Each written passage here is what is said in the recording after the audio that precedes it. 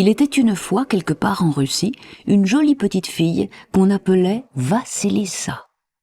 Sa maman, gravement malade, sentit un soir sa fin approcher et demanda à sa chère enfant de venir à son chevet. « Écoute bien, Vassilissa.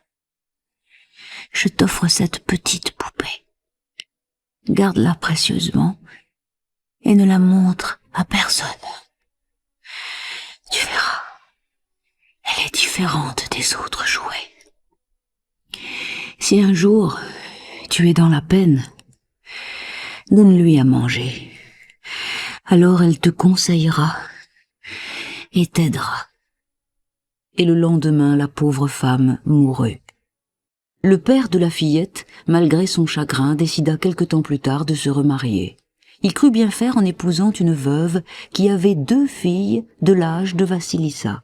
Mais toutes 3 la détestèrent dès le premier jour, au lieu de lui apporter le réconfort et l'amour dont elle avait tant besoin après la mort de sa mère.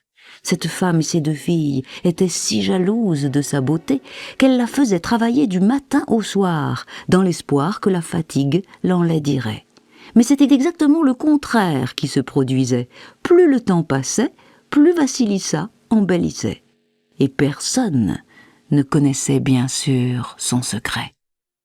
Tous les jours, elle nourrissait en cachette sa poupée et lui racontait les misères qu'on lui faisait subir. Ensuite, elle lui parlait des pénibles corvées dont elle était chargée. La poupée la consolait et exécutait tout le travail à sa place. Elle puisait l'eau, arrosait les plantes, nettoyait les sols et allumait le feu. Voilà pourquoi la beauté de Vassilissa s'épanouissait de jour en jour, pendant que la haine des 3 autres augmentait sans cesse et les rendait encore plus vilaines. Un jour, le père qui était marchand dut partir en voyage pour ses affaires, et dès lors Vassilissa fut plus maltraitée encore par sa belle-mère.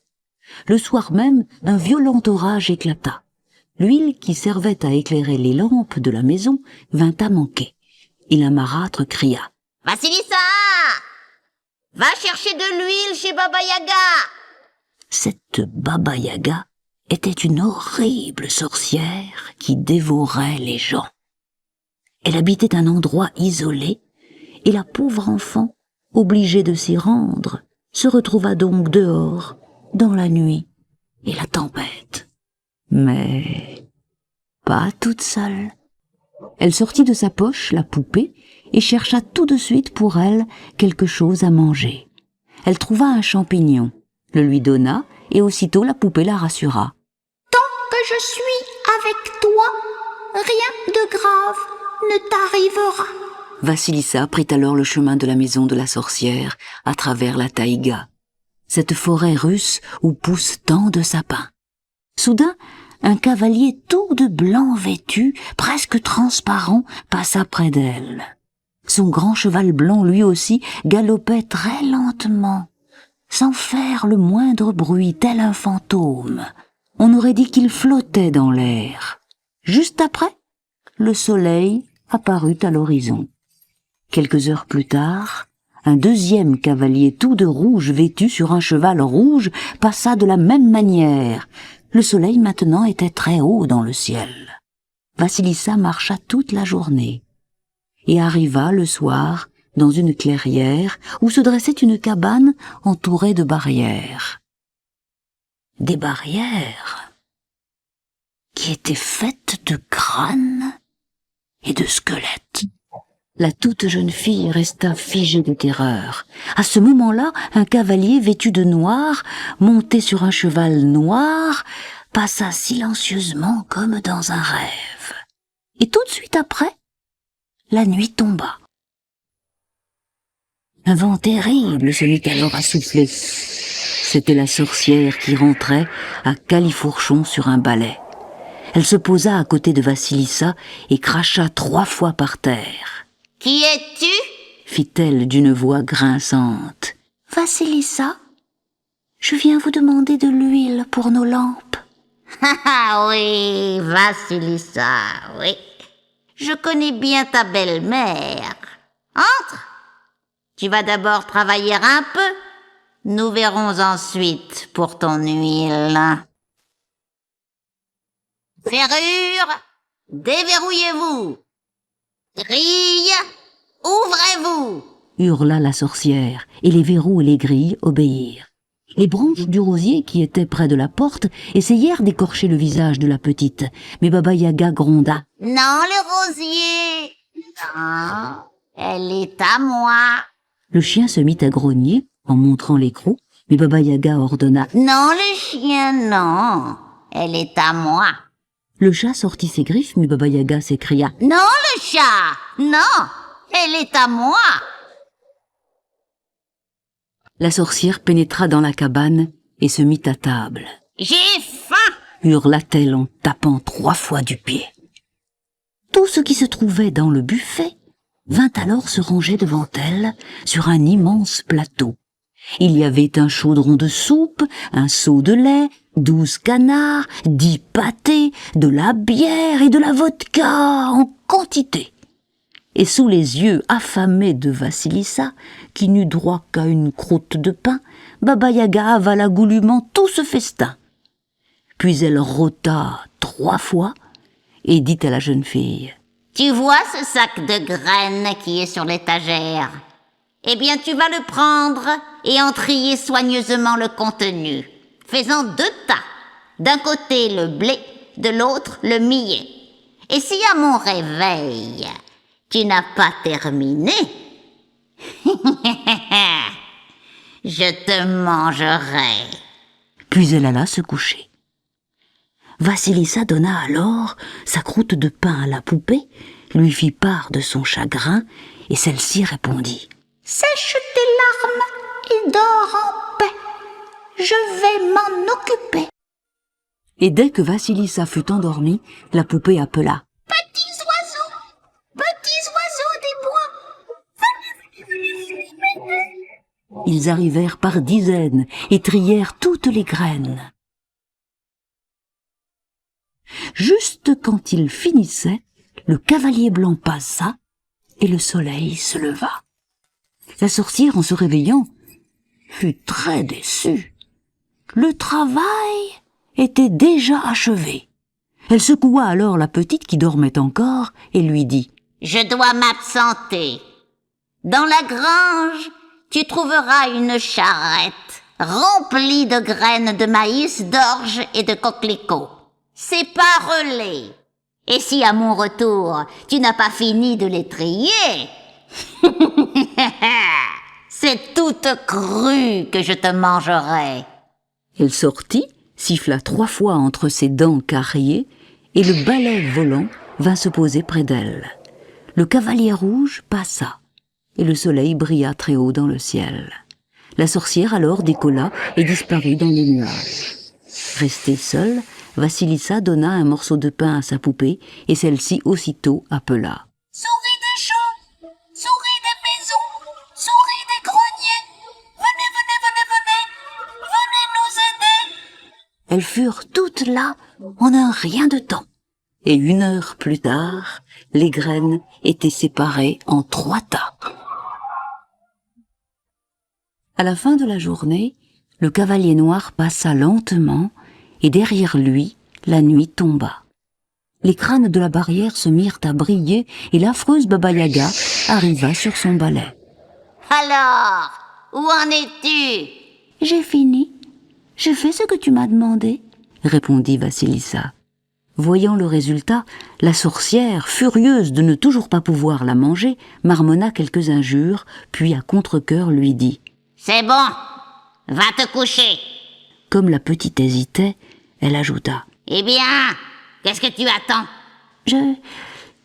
Je voudrais te demander quelque chose. » Vas-y, mais prends garde à ne pas être trop curieuse. J'ai vu un cavalier tout blanc. Qui est-ce? C'est le jour clair qui annonce le lever du soleil. J'ai vu aussi un cavalier tout rouge. C'est celui de midi pour le soleil ardent. Et celui qui est tout noir? C'est la nuit sombre. Maintenant à mon tour de te poser une question. Comment as-tu fait pour accomplir si vite le travail que je t'ai donné à faire? Ma mère m'a béni avant de mourir. C'est sûrement cela qui m'a aidée, mentit en rougissant la petite. La sorcière ne répondit rien. Mais Vassilissa l'entendit qui grommelait. Ça suffit. Les gens bénis n'ont rien à faire ici. En voilà assez, demain matin je la ferai cuire pour mon déjeuner.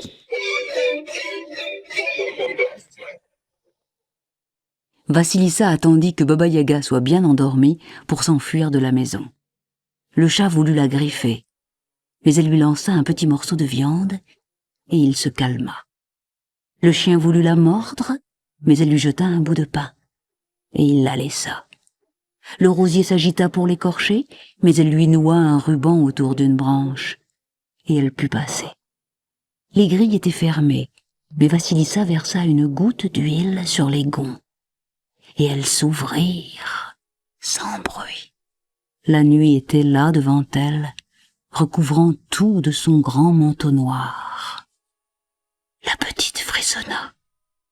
Elle offrit une noisette à sa poupée, puis lui demanda comment elle allait faire pour retrouver son chemin sans lumière. « Prends un des crânes de la barrière. Ne vois-tu pas comme il brille ?» Et Vassilissa s'enfonça dans la taïga toute sombre, éclairée par le crâne qui luisait dans la nuit. À son réveil, la sorcière bava de rage. Son déjeuner s'était envolé. Elle alla questionner le chat qui lui répondit. « Voilà 10 ans que je suis à ton service, et tu ne m'as jamais rien donné à manger. La fille, elle, m'a régalé d'un beau morceau de viande, et c'est pour cela que je l'ai laissé passer. » Le chien lui répondit de la même façon. « M'as-tu une seule fois offert un cadeau ? Jamais. Elle m'a donné un bon bout de pain. Alors, je l'ai laissé passer. » Et le rosier dit. « Depuis 10 ans, je décore ta porte d'entrée, et pas une fois tu ne m'as remercié. Elle m'a noué un ruban autour d'une branche, comme pour me féliciter. Alors, je l'ai laissé passer. » Les grilles enfin dirent. « Voilà au moins 10 ans que nous grinçons, et jamais tu n'as daigné huiler nos pauvres gonds rouillés. Elle l'a fait, et nous l'avons laissé passer. » La sorcière secoua le chat, battit le chien, coupa le rosier, cassa les grilles, mais tout cela ne servit à rien. Vassilissa lui avait bel et bien échappé. La petite rentra chez elle en courant, et dès qu'elle fut dans la maison, le crâne qui brillait toujours se mit à rayonner très fort. D'énormes flammes en jaillirent et brûlèrent, en les poursuivant, la marâtre et ses filles. Et d'elle, il ne resta plus rien, si ce n'est 3 tas de cendres. Vassilissa, curieusement, ne fut pas touchée par le feu. Elle enterra le crâne dans le jardin et se coucha. Le lendemain, ne voulant pas rester seule dans cette maison vide, elle décida de partir. Elle alla demander à une vieille femme du voisinage de bien vouloir l'accueillir, et celle-ci accepta avec plaisir. Quelques années passèrent. Un jour, Vassilissa, qui s'ennuyait, voulut se rendre utile et demanda à la brave dame de lui acheter du lin pour tisser. Celle-ci lui en apporta, et la jeune fille se mit au travail. Le fuseau fila entre ses doigts et le lin devint bientôt aussi fin que du fil d'or.